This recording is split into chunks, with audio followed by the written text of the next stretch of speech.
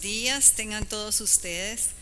Para mí es un gran honor haber recibido esta invitación de parte del comité organizador y es siempre gratísimo para mí venir a Dominicana, donde encuentro tantos amigos, tanta calidez, tan buen clima y estas playas maravillosas que ustedes tienen. Así que sin más preámbulo, voy a tratar de contarles un poco. La mayoría de las cosas posiblemente no sean muy nuevas, sino más bien trato de venir a decirles cómo podrían ser lineamientos muy sencillos, muy claros, muy directos hacia el éxito en el tratamiento de una enfermedad que es muy triste y que se calcula que más o menos para el año 30 de este siglo vamos a tenerlo como primera carga mundial de dificultades en salud general del mundo, que es la depresión. Desgraciadamente el tema mismo no es un tema agradabilísimo al inicio, cuando estamos hablando de todas las consecuencias y dificultades para entenderlo, para estar encariñados con esta enfermedad. Sin embargo, en los últimos años creo que ha habido toda una fiesta psiquiátrica, que le llamo yo, de tanto auge y tantas nuevas medicaciones que están a la orden de nosotros para cambiar totalmente la visión de una depresión. Si bien es cierto, la pasa muy mal el paciente, definitivamente. Al inicio, creo que en el momento de que hacemos una buena identificación del padecimiento, tenemos la obligación, como es lógico de parte de todos nosotros, de cambiarle totalmente el destino y el pronóstico a esta persona tan afligida. Traje una agenda que espero que no los canse. Estoy abierta a cualquier interacción que se diera en el momento, si así lo creen necesario. Y básicamente quiero contarles sobre nuestro reto principal, de cómo hay una serie de dificultades a nivel incluso económico mundial con la dificultad que representa la depresión. Posteriormente vamos a ver sobre todo lo que es el reconocimiento de la enfermedad, que como anoche estábamos discutiendo con el doctor Córdoba, nos decía, entre más pronto sea, vamos a tener mucha más opción de tratamiento y de ayuda a estos pacientes, y por supuesto darles alguna idea de qué puede ser lo más práctico en estos días para la orientación inicial del tratamiento. Posteriormente también vamos a hablar de los resultados de los tratamientos, algunos tipos de respuesta, de recuperación o remisión que hayan sido publicados, y luego vamos a conversar un poco sobre los ISRS, que en realidad tomé como ejemplo el escitalopram para que podamos entender, puesto que es uno de los más eficaces y, por así decirlo, uno de los más afines a los receptores serotoninérgicos y a la capacidad enorme que tiene de inhibir la unión de la serotonina con en la recaptación con los receptores que recaptan la misma serotonina a la hora de enfocarlos en la sinapsis, de tal forma que lo exponen mucho mejor y nos aumentan evidentemente la serotonina, que es actualmente como nuestra estrella principal. La otra cosa que les traía es un poquitito, bueno, ¿y qué vamos a hacer si el paciente, a pesar de tanta lucha inicial, no nos va a responder de la manera que queremos. Y entonces ahí pues veríamos a ver cuál es la capacidad real de las combinaciones y de qué podríamos hacer. Entonces el reto nuestro, vamos con los costes, el diagnóstico y el tratamiento inicial de acuerdo a lo que estamos observando. De por demás está decirles cómo es a ustedes todos, cómo es un deprimido. Esta es una de mis favoritas formas y expresiones para definirlo.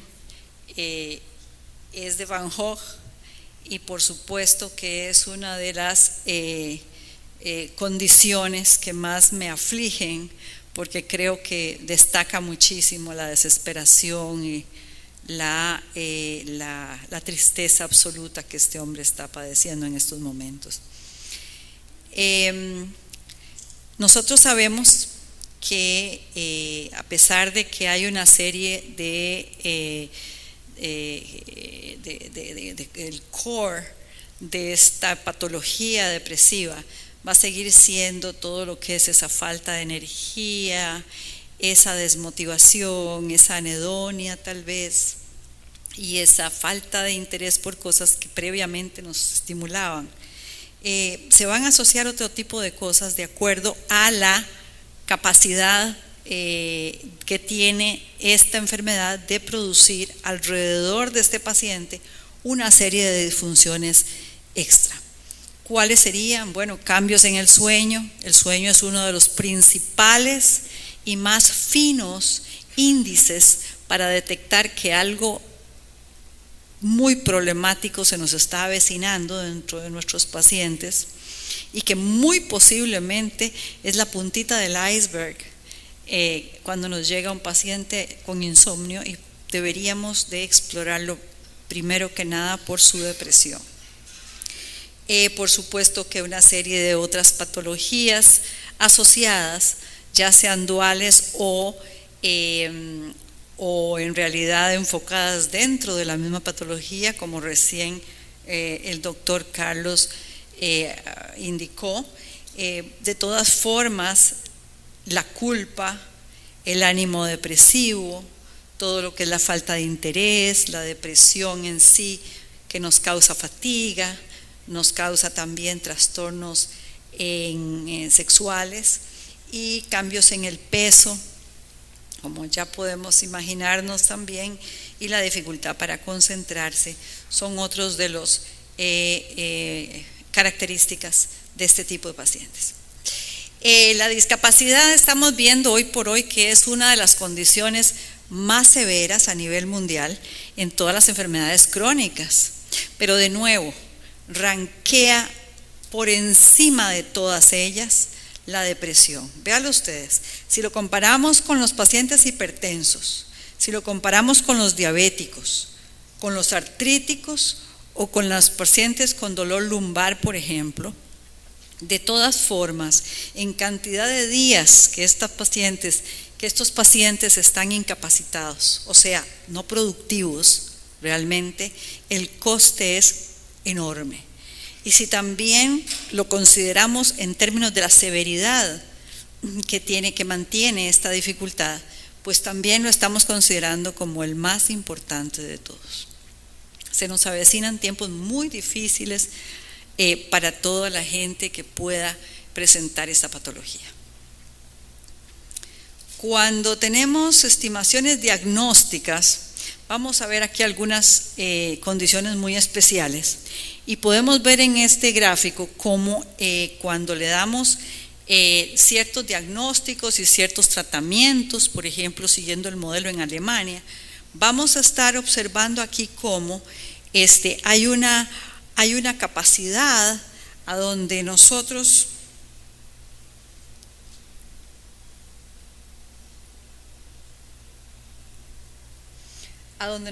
estamos observando esta línea, es la capacidad que nosotros podemos tener de que los modelos actuales, que incluyen a los médicos generales, puedan estar ofreciéndonos ayuda directa.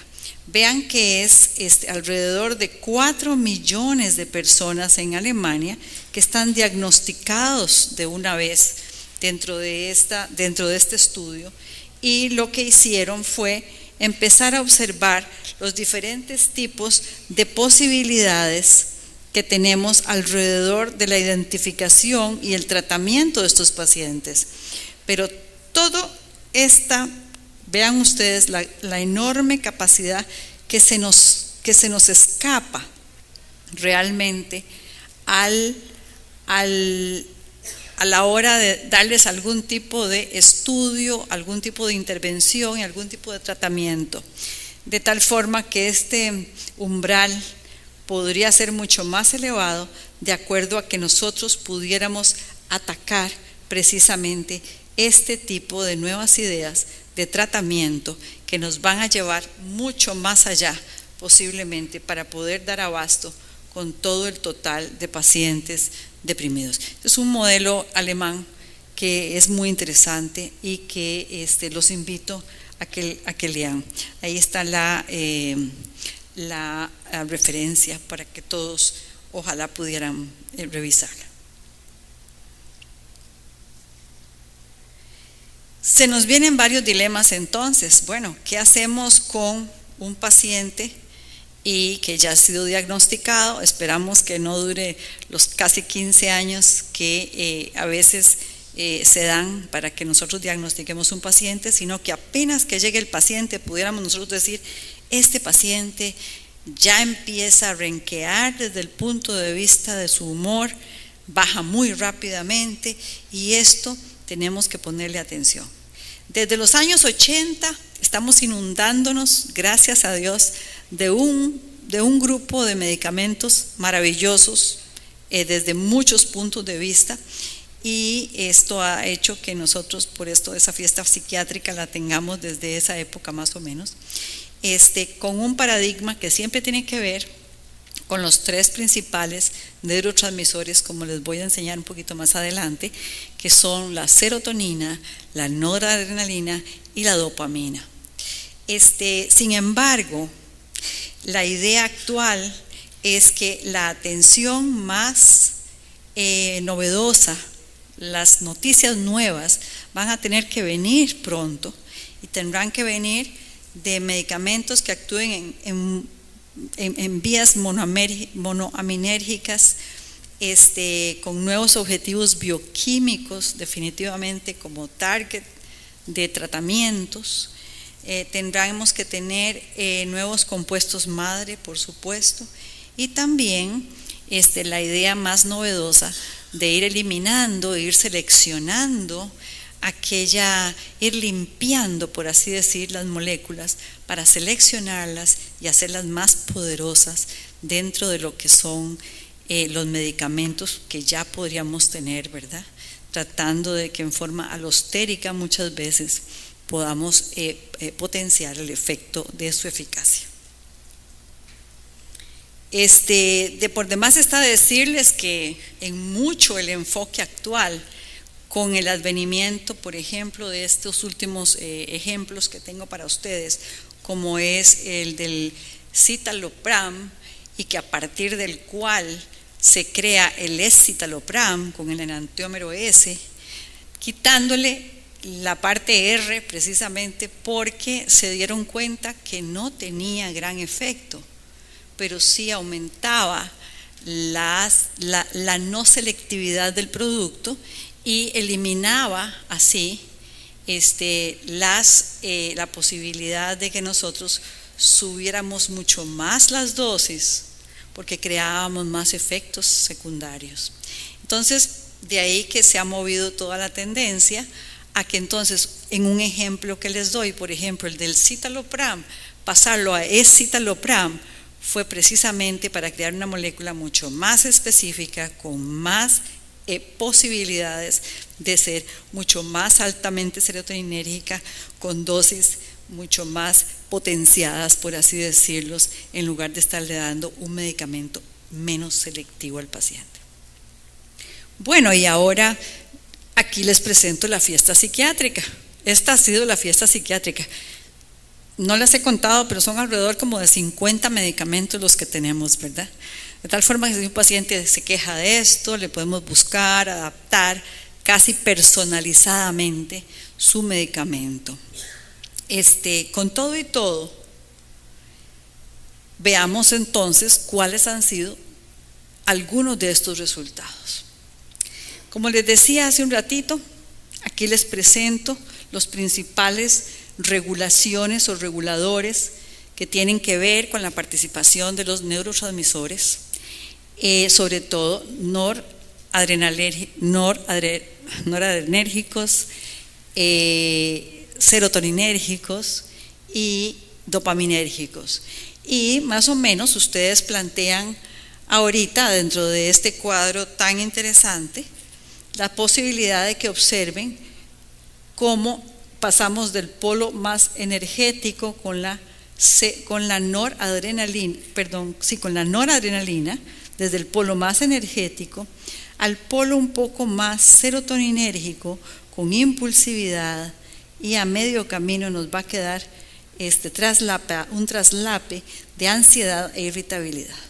Igual en el ánimo, emociones y función cognitiva, quedan más o menos en medio, y también hay una serie de impulsos que son específicamente mediados por la dopamina.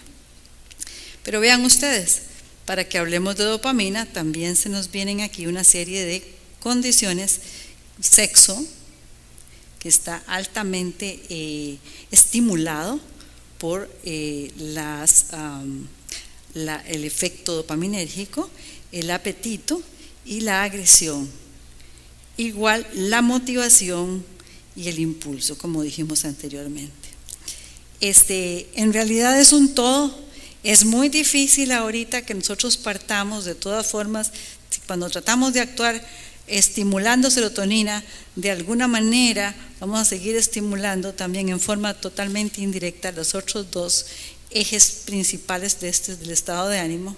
Si estimulamos norepinefrina, también de alguna manera podemos estimular los otros dos ejes, y la parte dopaminérgica es parecida. Es indirecta, por supuesto, ¿verdad? A menos que le estemos dando el estímulo directo a los tres neurotransmisores. Aquí una pequeña recordatorio sobre qué hace la serotonina.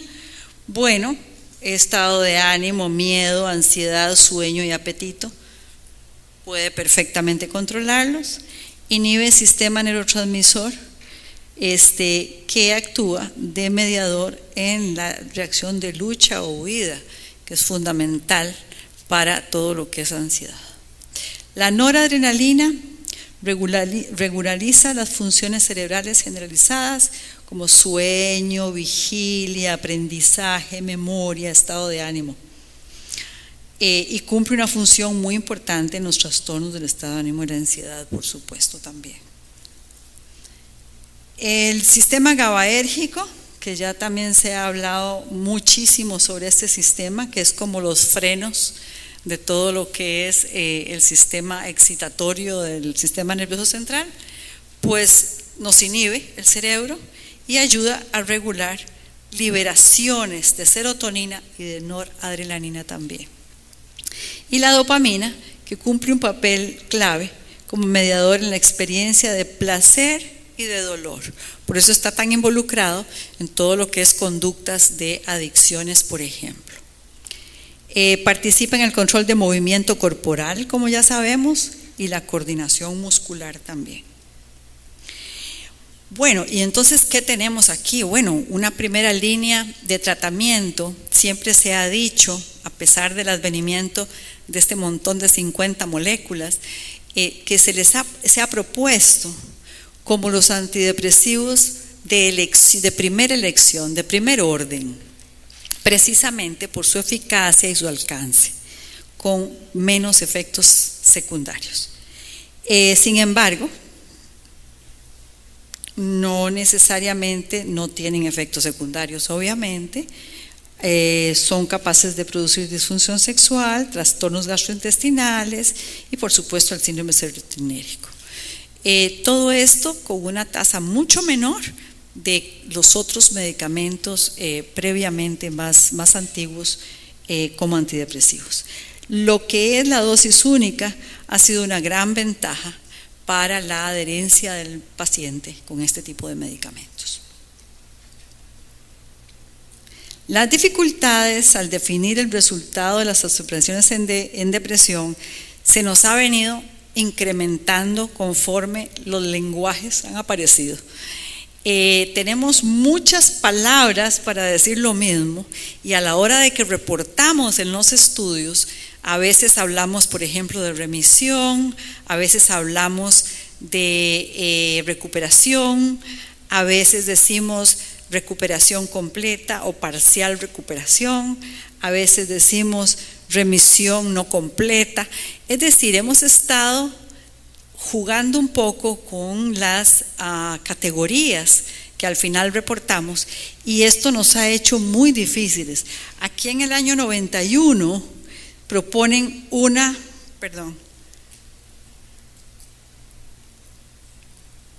aquí en el año 91 se propone una revisión de 78 estudios en donde se identifican una cantidad de 28 términos que se convierten al final en 64 términos precisamente a la hora de que los o los recategorizamos a la hora de presentar nuestros resultados.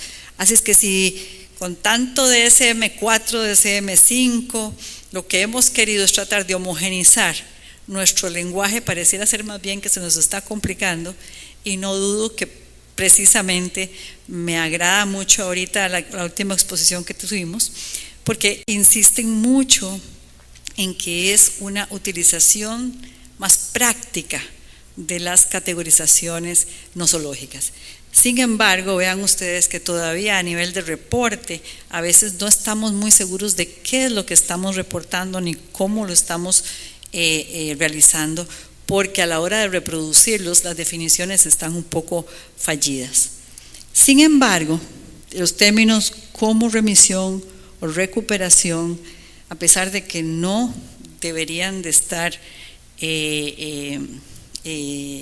definidos a veces en forma muy semejante, se usan casi intercambiablemente.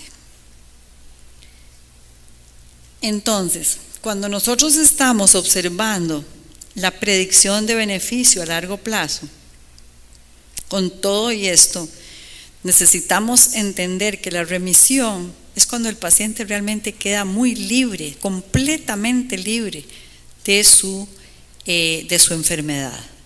Y en esto hemos visto que hay una gran posibilidad de llegar a que el paciente realmente quede completamente aliviado. Ven, ya estoy utilizando definiciones, ¿verdad? Que no están ahí puestas, pero completamente su remisión total, ¿ok? Aunque es redundante, remisión llamémosle. A largo plazo se asocia con cierto tipo de características del paciente. Se asocia con un paciente que inicia la respuesta en las primeras 2 semanas. Ese paciente que a los 15 días lo citamos al consultorio y de alguna manera nos dice: doctor, doctora, dio en el clavo. Voy mucho mejor, me siento bien, he podido responder a la medicación. Luego, la respuesta a las 8 semanas de tratamiento continuo, también está asociada a una remisión a largo plazo. Y además, una buena adherencia al tratamiento de no menos de 6 meses. O sea que estas son características muy importantes que debemos de explicarle al paciente, que si somos capaces de ir logrando cada una de estas metas, nosotros ya tenemos la idea de que va a ser un paciente bastante exitoso con el tratamiento. Ahora, el aumento en el periodo de cobertura, o sea, toda esta ventana terapéutica en tiempo que tenemos para el paciente, va a traducirse siempre en la mejoría de todos los síntomas. Esto es, como recientemente dijo David Nutt en alguna comunicación comercial, en una comunicación personal, que lo escuché recientemente, resumió lindísimo y dice: bueno, a más tiempo y a más dosis, mejor pronóstico para el paciente. Así es que, por favor, tratemos de llegar a estos niveles, porque a veces nos acobardamos a medio camino, y si el paciente le dice a uno: mire, no me siento exactamente como bien, el médico se pone ansioso y le quita el medicamento y se lo cambia por otro. Entonces no hagamos eso, procuremos adelantar, llegar a buenas dosis, mantener la medicación y observar realmente a más largo plazo los beneficios que esto le va a traer al paciente. Vamos a hacer una pequeña revisión, no quiero aburrirlos tampoco con esto, que son características que ustedes ya conocen, pero vamos a tratar de aplicarlas en el mensaje que quiero darles. Una revisión de los ISRS, y a partir del escitalopram. Lo pongo como escitalopram precisamente para que recordemos que con su enantiómero S es que él va a dar más posibilidades, más efectos, con más eficacia y con menos efectos secundarios. Vean ustedes aquí cómo el escitalopram versus el mismo citalopram, que es su compuesto madre, vamos a obtener aquí una serie de cambios en respondedores, siempre siguiendo en una reducción del MADRS.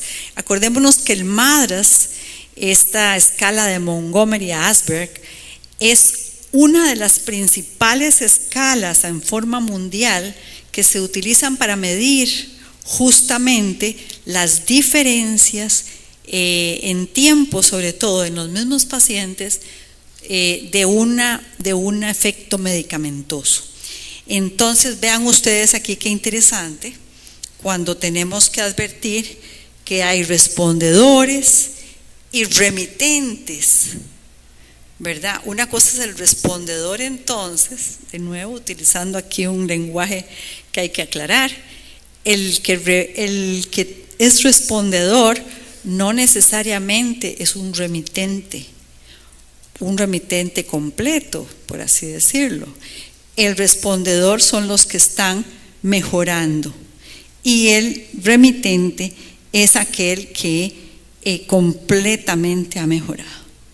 Si vemos nosotros las diferencias entre lo que es el escitalopram y el citalopram, vean que a dosis de 20 miligramos y de 40 miligramos vamos a encontrar una potenciación muy sabrosa, por así decirlo, dentro de lo que es el escitalopram, que no es que nos deje mal parado al citalopram, pero deja mucho mejor parado al escitalopram, evidentemente.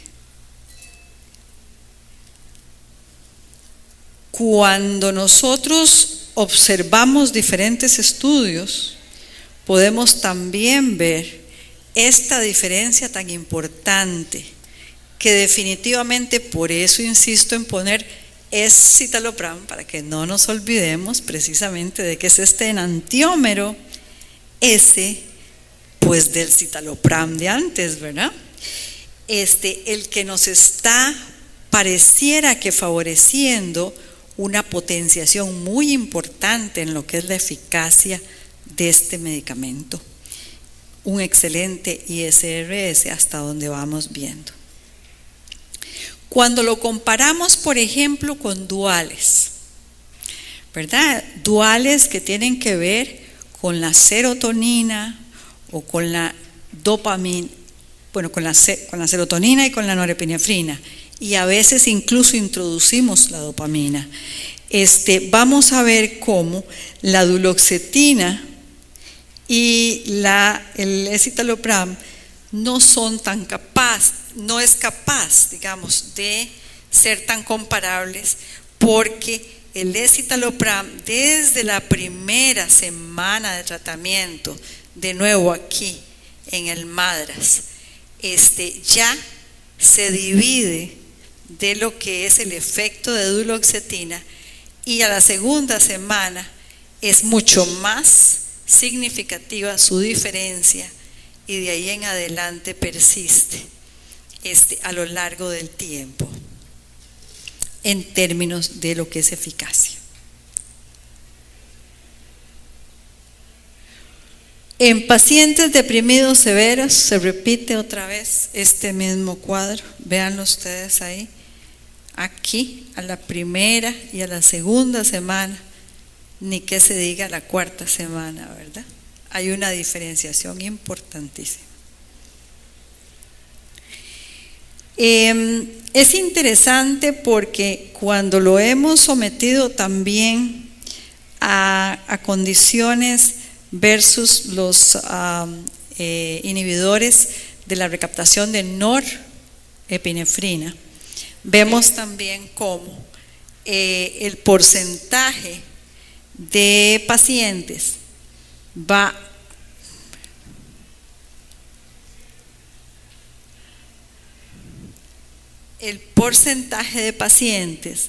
dice que hay una alta remisión en lo que es el efecto del escitalopram. Acá y acá lo pueden ir viendo, perdón, el celestito, ¿verdad? Dando menos efectos secundarios y mejorando activamente, rápidamente, versus precisamente un mecanismo diferente de acción en donde se calcula que tiene que ver también la noradrenalina altamente involucrada, la inhibición de noradrenalina. En incapacidades, bueno, terrible, ¿verdad? Las incapacidades, el número de pacientes enfermos por día también tiene que verse. Esto es un estudio de Montgomery. Montgomery se puso a estudiar cómo pacientes que están con el escitalopram 20 miligramos diarios, evidentemente tienen menos días de incapacidad, menos días de improductividad, llamémosle así, que los que están con duloxetina, y la diferencia es altamente significativa. Así las cosas, pareciera ser como que hay elementos para que nosotros digamos, bueno, sí han habido en nuestra historia medicamentos que son altamente colaboradores, altamente eficaces cuando estamos con uno de estos pacientes. Estamos definiendo aquí, por ejemplo, que un paciente se define, la superioridad la vamos a definir como aquel que en 2 o más estudios se demuestra que está mucho más superior contra otro antidepresivo, pero eso sí, tratando de que la comparación sea justa, ¿verdad? Y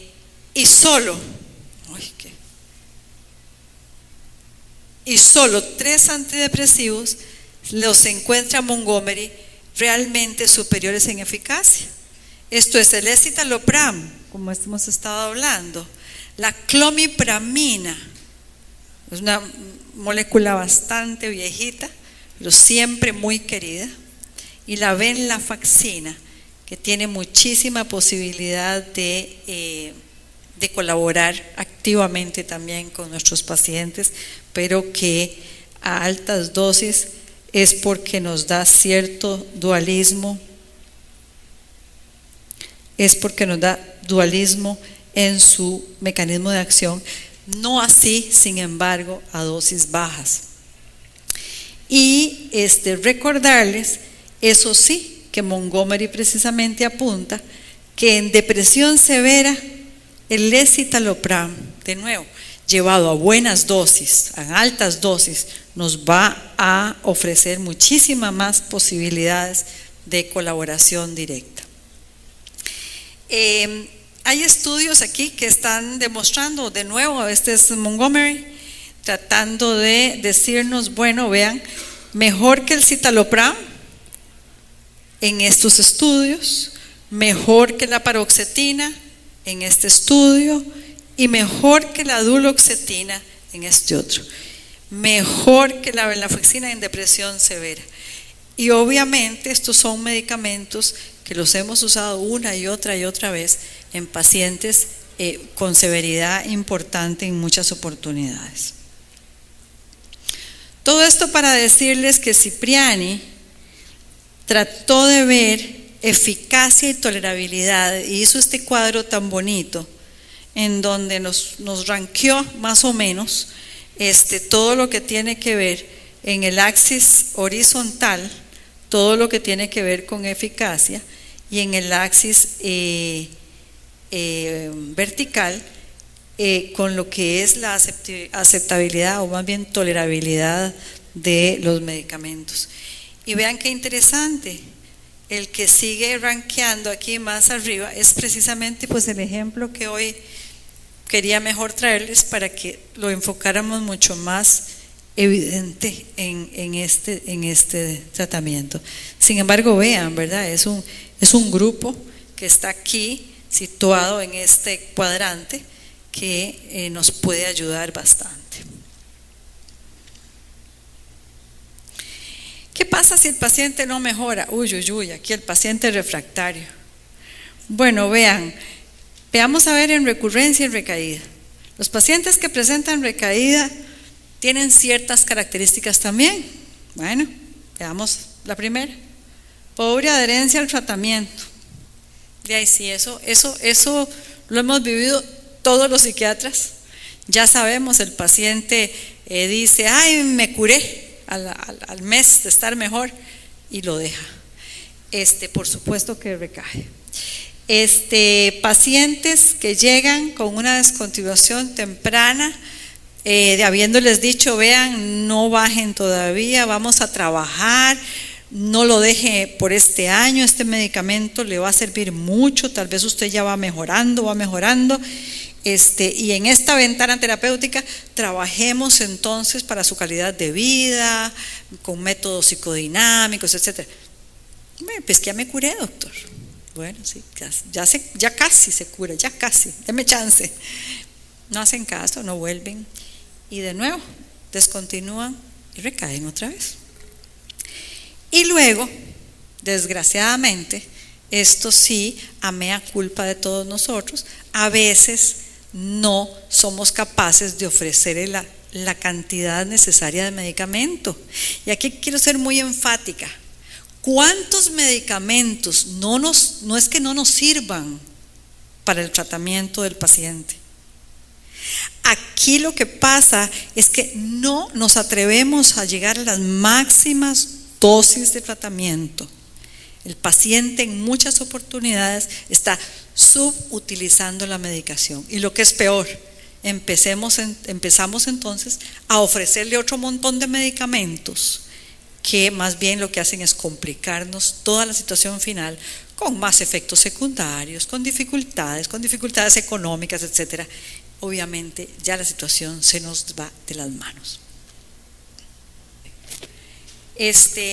Otros factores obviamente dependen de la parte cultural, dependen del pobre conocimiento también, la pobre educación real que le damos al paciente muchas veces, y entonces el paciente termina diciendo unas cosas increíbles para nosotros. Si tomo medicación es porque soy un enfermo mental. Bueno, no quieren ser enfermos mentales, pero tampoco tienen ningún conocimiento, ningún insight. Y el hecho de decirle, bueno, sí, entonces, ¿qué quiere decir? Que estás loquito. Mira, y no pareces, ¿verdad? No pareces, pero no me hagas locuras realmente como para que llegues a caer en la locura. Depresión, debilidad de carácter. Esto es frecuentísimo, por lo menos en Costa Rica. No, yo quiero intentarlo por mí mismo porque yo no soy un débil. Bueno, inapropiadísimo, ¿verdad? Son medicamentos adictivos. Sí, se les mete que son adictivos, hay que explicarles que no, que realmente eso no está pasando por dicha, y que hay que limpiar el cuerpo de medicamentos. Entonces, doctora, desintoxíqueme por favor, ¿verdad? Entonces, métame, no sé, unos sueros y me desintoxica, porque eso no me está sirviendo, ¿verdad? Quiere decir que tenemos que lidiar también con todos estos factores culturales y sociales. Actitudes y creencias, vean ustedes aquí. En términos de esto, a veces la gente dice, bueno, ¿qué tenemos? Tenemos que hay gente que dice, usted toma tabletas extra el día que se siente peor.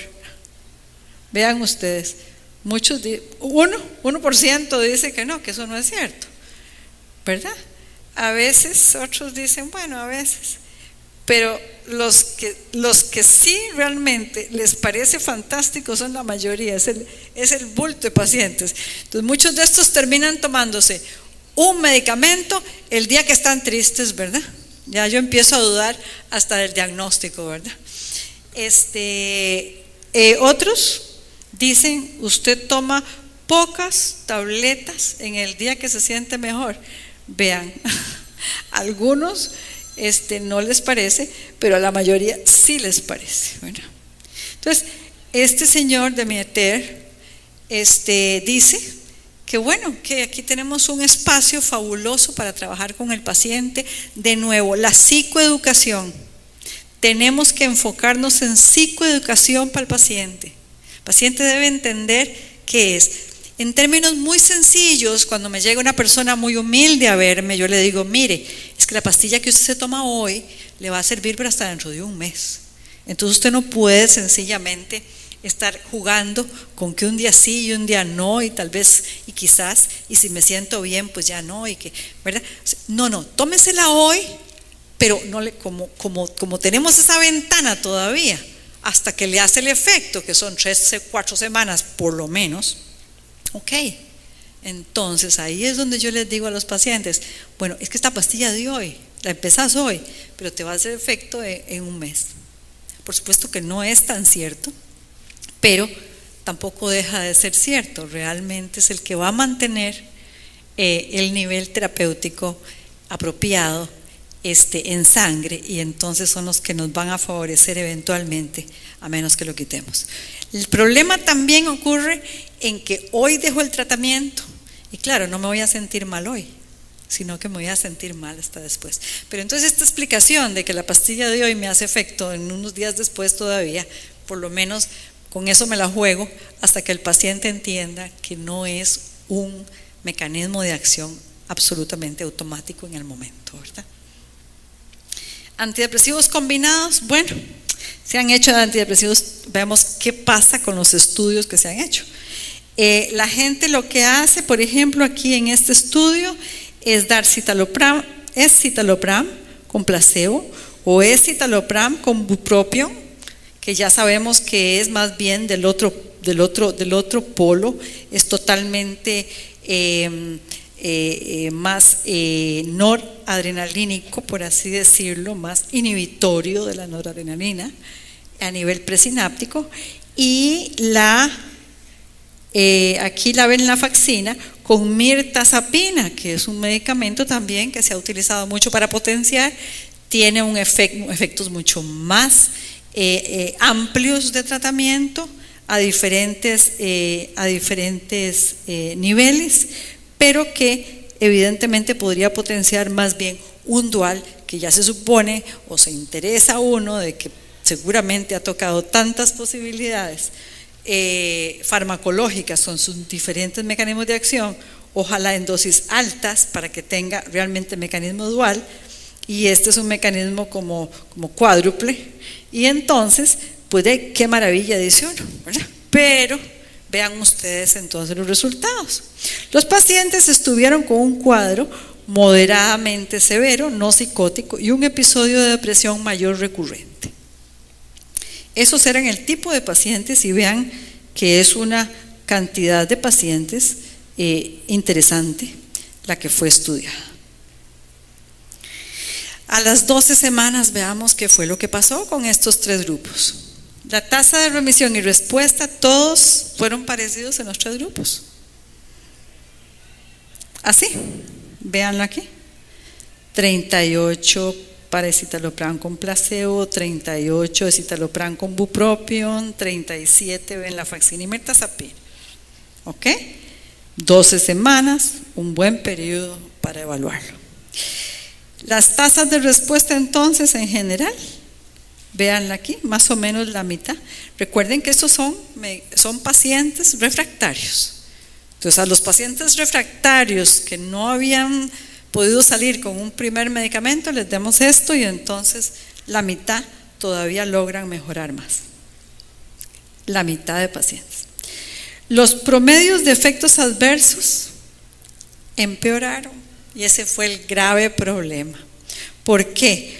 Porque la venlafaxina con mirtazapina, que tiene múltiples mecanismos de acción, tuvo mucho más frecuentes efectos secundarios, vean la diferencia, de cuando dimos escitalopram, bueno, con el placebito agregado, ¿verdad? Pero el efecto farmacológico único.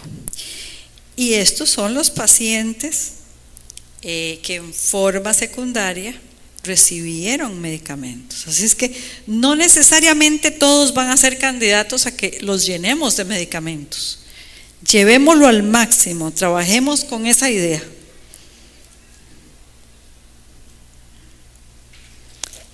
Para concluir, para tratar la depresión, como dijimos anoche, realicemos el diagnóstico tan rápidamente como podemos. Esto le da un margen de ventaja al paciente, muchachos, y la verdad es que ese margen de ventaja al final es para nosotros mismos también. No va a ser un paciente que se nos complique tanto como si esperáramos al final. Utilicemos los ISRS como primera línea de tratamiento, seamos muy prácticos, vayamos a la segura, vamos directo en una buena línea, utilicemos apropiadamente este tipo de medidas. Llevemos la medicación a dosis óptimas.